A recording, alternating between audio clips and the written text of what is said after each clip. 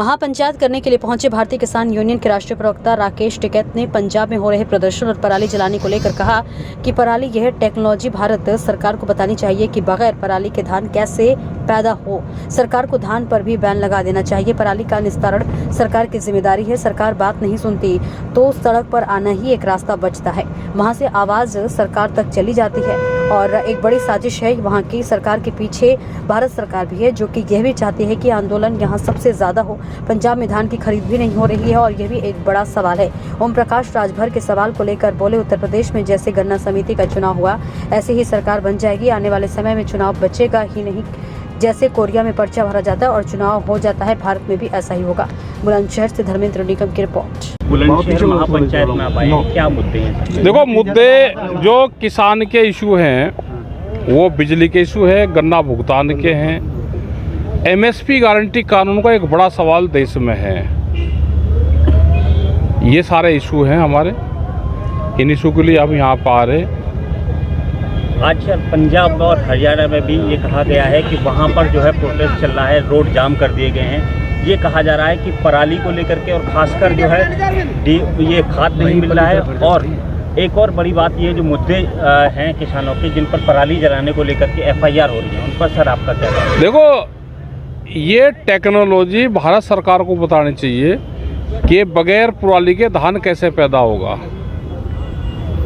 इस पे भी आप बैन लगा दो, धान पे भी इसका परमिट दो, बैन लगा दो धान पे।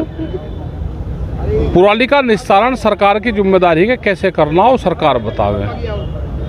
ठीक है। क्या सर आपका संगठन भी जो है ये विरोध करेगा, सड़कों पर उतरेगा जिस तरीके से जैसे पंजाब में चल रहा है? सर आज विरोध चल रहा है, रोड जाम कर दिए गए हैं इसको लेकर के। देखो, जहाँ दिक्कत होगी लोग आएंगे।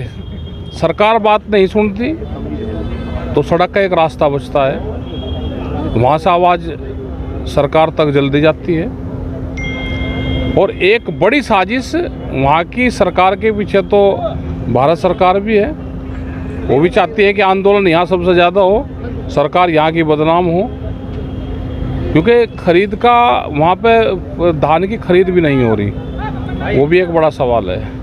सर, कल एक उत्तर प्रदेश के मंत्री आए थे, पंचायती राज मंत्री। उन्होंने कहा है कि 2027 में चुनाव ही नहीं होगा, यही सरकार बनेगी दोबारा। अब जब इतने भविष्यकारी करता है, बन जाएगी। जैसे यहाँ गन्ना समिति में हो, यहाँ ऐसे ही हो जाएगी। आने वाले टाइम पर तो चुनाव बचेगा ही नहीं, यहाँ नाम का बचेगा। जैसे कोरिया में है, पर्चा तो भर जाता है, लोकतंत्र है, लेकिन चुनाव, इसको चुनाव कहोगे क्या? जो चुनाव हो रहे हैं यहाँ पे, भारत में चुनाव है। अब वो ठीक है, मंत्री वो तो भविष्यवाणी कर रहे हैं, उनकी जो प्लान है वो बता रहे हैं। उपचुनाव को लेकर के सर क्या कहेंगे? यूपी में उपचुनाव है 9 सीटों पर। ये तो ठीक ही रहेगा, उपचुनाव में दिक्कत नहीं करने की। लेटेस्ट अपडेट के लिए हमारे चैनल न्यूज़ इंडिया फर्स्ट को लाइक, शेयर एंड सब्सक्राइब करें एंड यस, बेल आइकन को प्रेस करना ना भूलें।